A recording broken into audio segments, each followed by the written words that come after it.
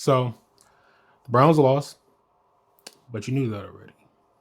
And although it was an embarrassing loss, especially since the Jets just traded away their two All-Pro players, and we're coming off a bye week where we should be well rested, well prepared. I won't call it the most embarrassing loss or one of the most embarrassing losses we've ever had. We've had a lot of embarrassing losses over the past 25 plus years since we came back. This is not one of them. Bad, yeah. I feel like the biggest issue was just execution. Execution, especially when it came to special teams, it was just inexcusable. Two special teams touchdowns is horrific. One is bad enough, but two back to back, that was a difference maker. And for Bubba Vendrome to have been the top or one of the top special teams coaches when he came in when we hired him, he's not showing it. Special teams since he's been hired, honestly, has been inconsistent. We still haven't had a special teams touchdown return since Josh Cribbs.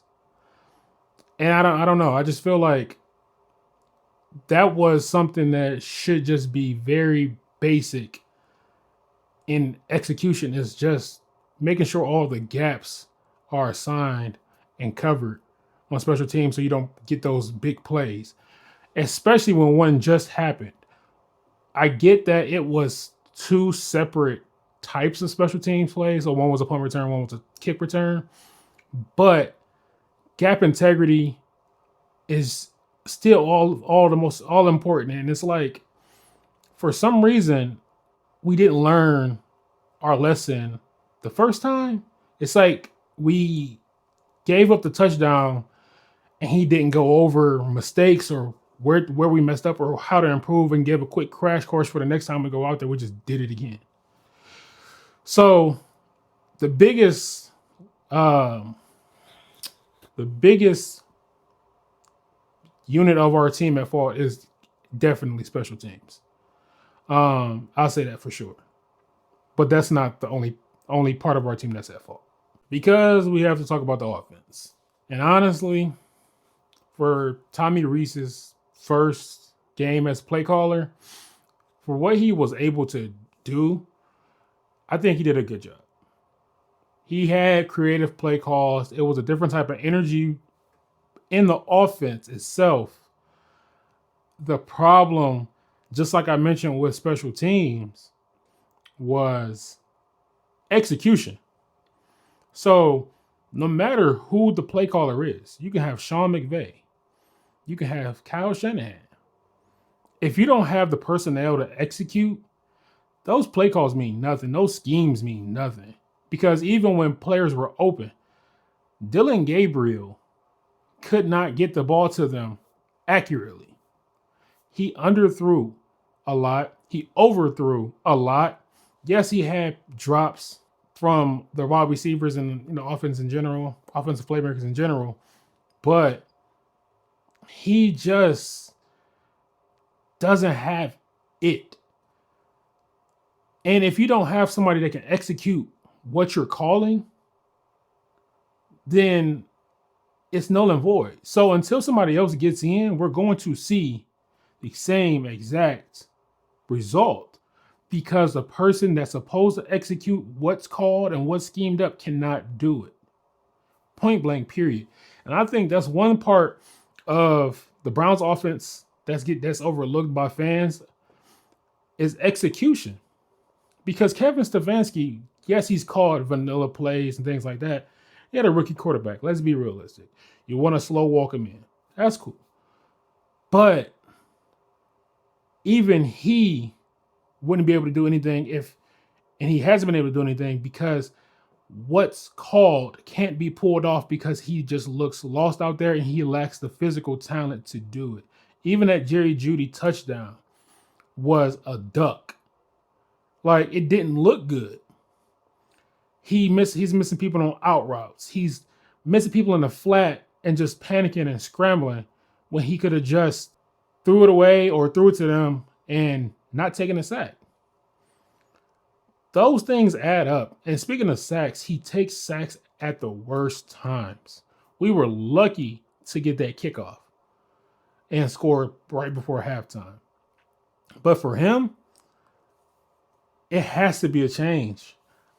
Like, I'm not with the tanking. I'm just not. I'm not. And this team is better than our record shows. If we had proper execution, you would be looking at a 4-4 team or 5-4 team right now, at least.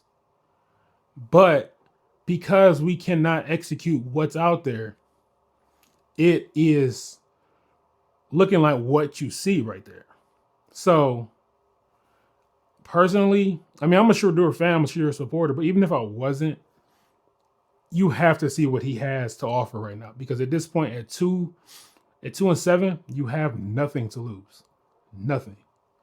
So I want to see Shedeur, but I think Tommy Rees showed good promise, but he needs somebody behind the center that can pull off what he's trying to accomplish. Defense. I mean, they were fine. I think they gave up that 42-yard play touchdown to Breece Hall. I think that was inexcusable. I think it's just for a team that lacks talent like the Jets, for you to just let that happen is inexcusable, because that's offensive talent for the Jets is not as good as the offensive talent on our defense. I mean, defensive talent that we have. It's just not as good. And I think there were times when we tied the score up and kept it competitive and we let our foot off the gas. I've noticed that about the defense. It's like, okay, we haven't had moments with our defense where when we really need you, the whole game you're playing fantastic, but when we really need you to close the deal or shut the door, you do not do it. You cannot do it. And although we've had a very good to great defense, those things like that, those moments where you're supposed to just shut the door and you don't, those come back to haunt you. And I feel like this is the perfect opportunity to just tee off and gain that confidence coming out of the bye on offense, on defense, and we just didn't do it. I think obviously the defense is the bright spot of our team, but I also feel like they have their own glaring faults, and sealing the deal is one of them. Overall, I mean, the game is what I expected. I kind of had a feeling we're going to lose this game. I just felt like there wasn't enough change coming out of the bye for it to be completely different. I felt like this was the perfect opportunity for Shedeur to come in, because they talked about wanting to have him prepared his own game plans, things like that. Having a bye week and coming into playing the Jets right afterwards was the perfect opportunity to just slow roll him in there and see what he can do. But because although we changed play callers, we kept the same person in at the most important position on the field at quarterback. And today showed why, if you're going to make changes, you need to make real changes. So, I mean, I'm disappointed because I felt like this was a winnable game.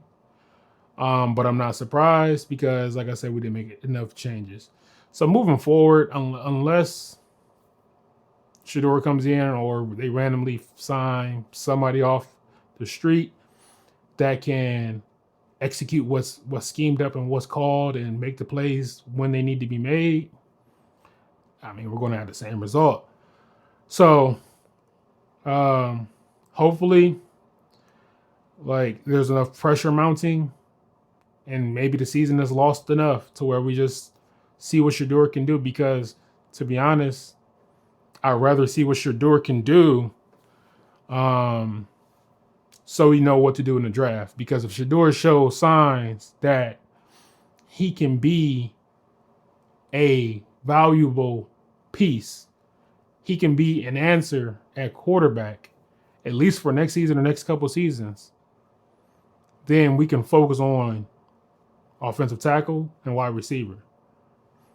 But if you see what he can do and it's showing that he's not the answer, then now you know, okay, let's move on to quarterback or whatever.